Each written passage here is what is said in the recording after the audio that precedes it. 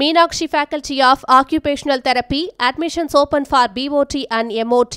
Apply now.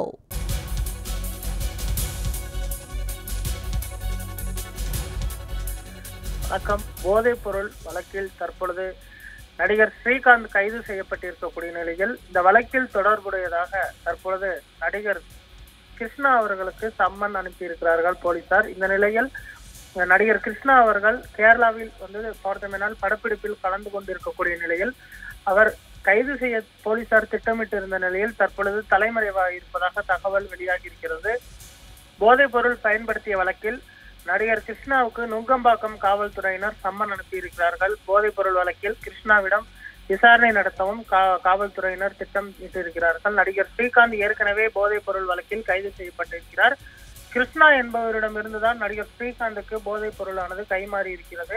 இருவருக்கும் பார்த்தோமெனால் அதிமுகவின் முன்னாள் ஐடி விங் நிர்வாகி பிரசாந்த் என்பவருடன் பழக்கமாகி இருக்கிறது. இந்த படப்பிடிப்பில் 10 லட்சம் ரூபாய் அவருக்கு பார்த்தோமெனால் தொகை தர வேண்டி இருக்கிறது. அந்த தொகைக்கு பதிலாகத்தான் தற்பொழுது கொக்கைனை அவரிடமிருந்து தற்பொழுது ஸ்ரீகாந்த் அவர்கள் பெற்றிருப்பதாக தகவல் வெளியாகி இருக்கிறது.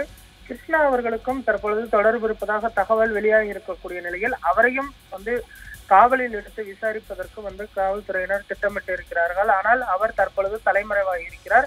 இன்னும் எத்தனை நடிகருக்கு தமிழ் திரையுலகில் இதில் தொடர்பு இருக்கிறது, முழுமையான விசாரணை நடத்தப்பட வேண்டும் என்றும் தற்பொழுது இந்த கோரிக்கையானது எழுந்திருக்கிறது.